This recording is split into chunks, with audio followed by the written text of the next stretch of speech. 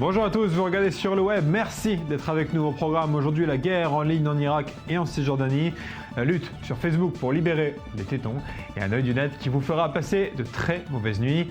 Reste avec nous, on commence tout de suite.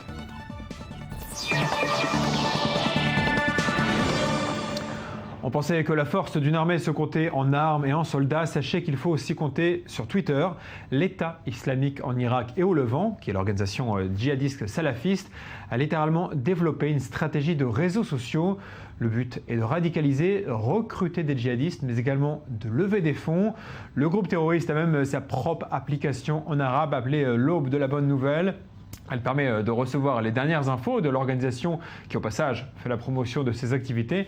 Mais surtout, l'application poste pour vous sur votre compte Twitter des messages et des photos au nom de l'organisation. Ce n'est pas la première fois que l'organisation agit ainsi. Déjà en avril, elle avait inondé Twitter avec plus de 40 000 tweets diffusés par jour. Et depuis dimanche, c'est donc la deuxième offensive en ligne du groupe qui envoie des dizaines de milliers de tweets avec notamment une photo qui montre le drapeau de l'organisation accompagné du texte. Nous arrivons à Bagdad. La guerre est donc sur tous les plans, y compris psychologiques. Et on fait le point à présent sur les suites d'une autre guerre en ligne, celle entre pro-israéliens et pro-palestiniens autour de la crise des otages. Je rappelle que 3 adolescents israéliens ont été kidnappés jeudi soir par des terroristes palestiniens. Depuis, les actions de soutien aux otages ont été lancées sur les réseaux sociaux, mais également de soutien à la cause palestinienne. Voici donc tour à tour les dernières vidéos israéliennes et palestiniennes publiées sur le sujet. Celle d'Israël a été mise en ligne par Tzahal, l'armée. La seconde représente le nouveau signe de la victoire palestinien, les 3 doigts en référence aux 3 otages.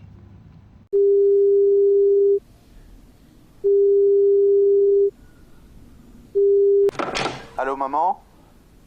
Ouais, je rentre à la maison.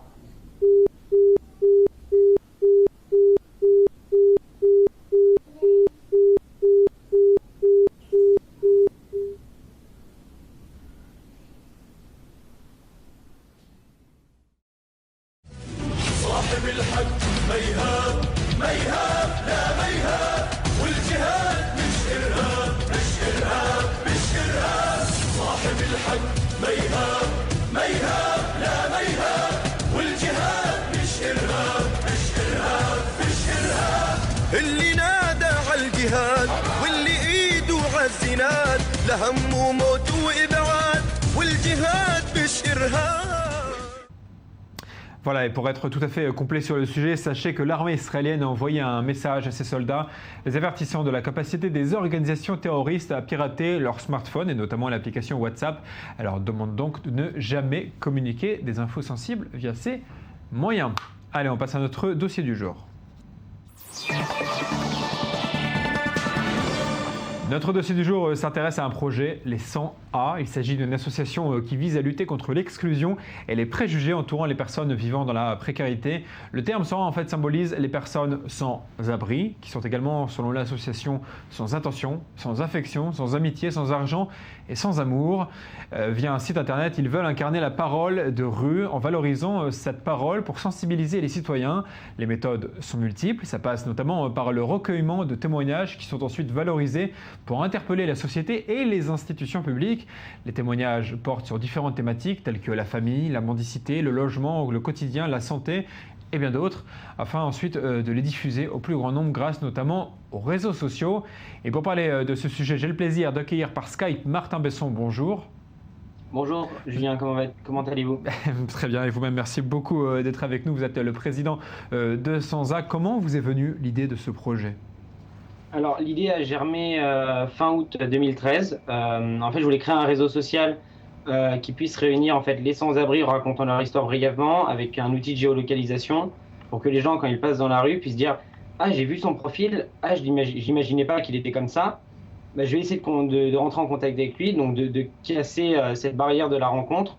Finalement, c'était un peu à double tranchant puisque la géolocalisation pouvait permettre à des groupes, on va dire, assez agressifs envers les sans-abri et des personnes dans la précarité de s'en prendre à eux. Donc on a éliminé cette idée-là.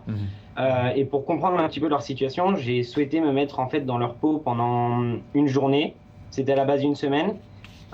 Et j'ai compris en fait que le plus dur, ce n'était pas forcément de trouver à manger à boire ou dormir, mais plutôt le regard des gens en fait. C'est-à-dire que quand les gens vous regardent dans la rue et que vous êtes sans abri, vous avez l'impression de n'être rien, juste un détritus dans le caniveau. D'où ce Et j'ai projet des souhaité, 100 voilà, rats. avec une amie, créer en fait une association pour recueillir leurs témoignages et se sensibiliser, comme vous l'avez dit précédemment. Donc elle s'appelle Agi et elle est photographe et en fait je suis la personne qui recueille les témoignages et elle humanise les témoignages à travers la photo. Et alors, combien de projets vous avez en cours et combien de volontaires? C'est que vous et votre ami qui est photographe ou est-ce qu'il y a plus de monde? Des volontaires, on a à peu près une 60aine. D'accord. C'est-à-dire si on parle des personnes qui sont maraudeurs, donc qui vont aller dans la rue distribuer de la nourriture, puisqu'en fait on a à peu près 2-3 pôles. On va avoir le pôle innovation qui va se charger de créer des projets pour améliorer l'insertion, améliorer le contact, améliorer leur visibilité. D'accord. On a la partie média pour en fait raconter tout ce qui se passe sur la précarité dans la rue et même dans les foyers, les logements assez insalubres. D'accord. Et sur le reste du monde à travers des projets aussi innovants. D'accord. Ensuite, on a le troisième pôle, donc le pôle maraude, qui consiste en fait à aller dans la rue et à leur apporter un soutien matériel, donc des vêtements, de la nourriture, pourquoi pas aller avec eux au cinéma pour les détendre un petit peu, leur amener un peu d'activité. Voilà, on est sur 3 fronts à peu près. Et quels sont vos projets pour la suite? Vous me disiez avant le début de l'émission que vous avez envie d'exporter le concept à l'étranger. Oui, alors dans un premier temps, on va essayer de l'exporter un petit peu à tout le reste de la France et dans les pays francophones limitrophes comme la Belgique ou la Suisse. D'accord. Parce que là-bas, on s'est rendu compte avec des témoignages de personnes qui nous suivent que la situation est un peu compliquée. Par exemple, en Suisse, apparemment, les sans-abri sont cachés par les municipalités et les villes. En Belgique, on n'est pas trop au courant. On sait que récemment, à Londres, il y a eu une polémique sur le mobilier anti-site. Donc, ça s'est appelé comme ça grâce à un groupe qui les prend en photo partout dans le monde. Oui, on a parlé des pics placés devant des bâtiments. Voilà, absolument. Et nous, on souhaite s'exporter un petit peu partout pour raconter leur histoire, pour sensibiliser les gens et surtout pour que les gens puissent comprendre que derrière leur monde à eux, celle du métro, boulot, dodo, avec leurs amis, il y a un autre monde, celui de la rue et qui est méconnu malheureusement. Alors, une dernière question, Martin. Vous me disiez aussi que vous n'aviez pas eu encore beaucoup d'attention des médias en France. Qu'est-ce qu'il en est exactement et pourquoi ce manque d'attention, vous pensez? Je dirais que les médias sont plus à la recherche de sensationnels en France, c'est-à-dire que nous, on a commencé à parler un petit peu des pics anti-sites depuis pratiquement 3-4 mois. C'est-à-dire qu'on avait fait un petit dossier sur les réseaux sociaux. Et aujourd'hui, on en a parlé pendant 3-4 jours. Et malheureusement, dans 2 jours, on va arrêter d'en parler. Et voilà, c'est plus du sensationnel. C'est-à-dire qu'on va parler des choses sur le coup qui sont graves. Et puis après, ça va s'amenuire. On prend l'exemple de Bring Back Our Girls. On en a parlé pendant 3-4 jours, une semaine. Et puis au fur et à mesure, les médias n'en parlent plus, quoi. Enfin, ce n'est plus dans la catégorie à la une, mais plus dans faits divers. D'accord. À l'étranger, international, ça ne les intéresse plus vraiment en fait. Merci beaucoup Martin et en tout cas bravo pour cette initiative. Je crois que vous avez tout juste 18 ans, c'est déjà assez incroyable que vous ayez réussi à monter un tel projet. Merci beaucoup et bon courage pour la suite. On passe à un tout autre sujet. Si vous êtes une jeune maman et que vous aimez mettre sur Facebook des photos de vous en train d'allaiter votre bébé, nous avons de bonnes nouvelles pour vous. Facebook a décidé de retirer son interdiction de poster des photos de tétons de jeunes mamans. Le changement, qui d'ailleurs n'a pas été annoncé publiquement, est intervenu après la campagne Free the Nipple, Libérer le téton, qui a reçu une forte couverture médiatique à l'international. Les féministes se sont réjouies de la décision, mais elles doivent faire face encore aux réactions des internautes les plus conservateurs qui tentent de faire supprimer les photos de tétons en signalant qu'en étant pornographiques les photos sur Facebook. Le combat continue donc pour les partisans de la libération des tétons.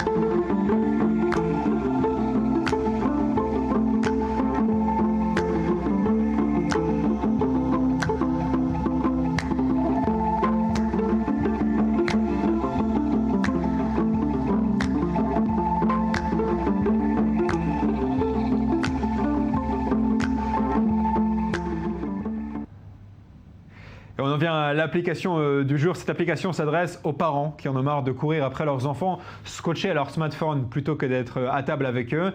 Il existe une solution radicale, ça s'appelle Diner Time, l'heure du dîner, et ça vous permet de bloquer le smartphone de vos enfants pour la durée que vous souhaitez. Alors concrètement, comment ça fonctionne? Vous devez installer l'application sur votre téléphone et sur celui de vos enfants. Vous définissez la plage horaire au cours de laquelle votre enfant ne peut pas utiliser son portable et celui-ci se retrouve bloqué. Il y a même une option payante qui permet de surveiller l'activité de votre enfant sur son téléphone, notamment le temps d'utilisation de chaque application. Vous pouvez même contrôler à qui il parle, à qui il envoie des SMS. Regardez l'annonce publicitaire. Kids use mobile devices to learn about the world, play games, and stay in touch with friends. But it can affect family life, like Christine, who would have to keep calling her kids down for dinner and telling her children to put their smartphones away while they were at the dining table. Dinner Time. Dinner Time is a user-friendly app parents can download to remind their children about taking time out from their mobile devices to study, get the sleep they need, and of course, enjoy mealtime as a family with a few simple clicks from the parents' phones. Dinner Time allowed Christine to unobtrusively set time limitations on each of her children's devices, matching their individual routines. The result? Christine and her family enjoyed more time together, and the kids got more sleep and were able to concentrate more when studying. Download Dinner Time to get some quality family time right now. Ça peut être une bonne solution pour les parents. On vous avait dit il y a quelques jours que Facebook avait lancé par erreur un peu trop tôt son application de partage de photos. Bon, cette fois c'est officiel, c'est lancé. L'application s'appelle Slingshot, on vous l'avait dit d'ailleurs. Elle permet à ses utilisateurs d'envoyer des photos et des vidéos à certains amis uniquement qui ne pourront découvrir les clichés que si eux-mêmes ils envoient des photos ou des vidéos. Donc l'incitation au partage est vraiment assez importante. À l'instar du modèle de Snapchat que Facebook avait tenté de racheter en vain, les contenus envoyés s'auto-détruisent après quelques secondes, donc pas de crainte de voir vos photos embarrassantes vous poursuivre à vie. Regardez.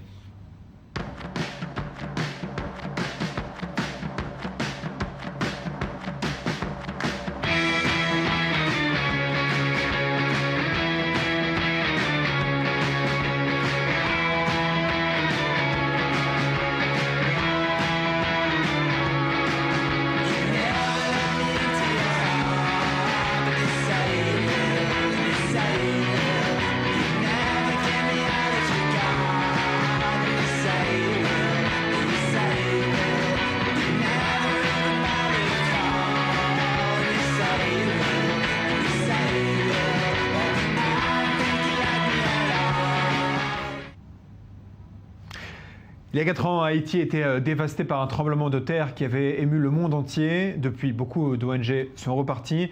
Mais les problèmes, eux, sur place, sont toujours là. Pauvreté, santé, emploi, la liste est très longue. Et pourtant, le séisme à l'époque avait donné l'espoir à la population sur place que les choses allaient changer, que les milliards de dons de la communauté européenne et communauté internationale dans son ensemble allaient pouvoir changer les choses, lancer de grands chantiers urbains et des réformes agricoles. 4 ans plus tard, un reportage interactif proposé sur le site de Rue 89 vous propose de vous balader au sein de cette nouvelle Haïti.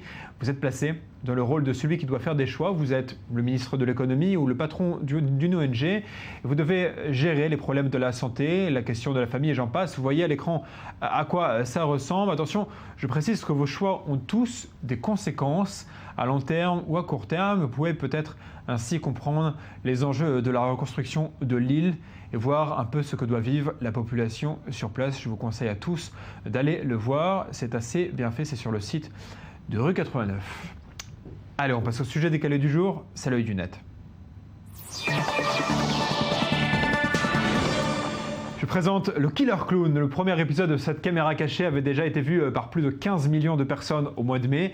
Le second épisode vient juste de sortir et il a déjà dépassé les 3,5 millions de vues.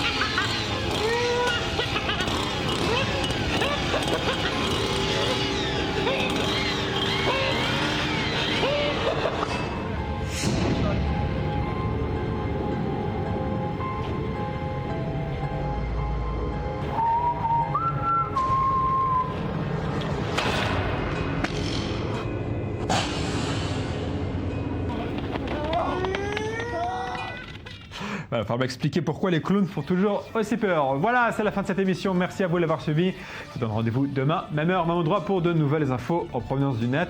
Bye, vous me manquez déjà.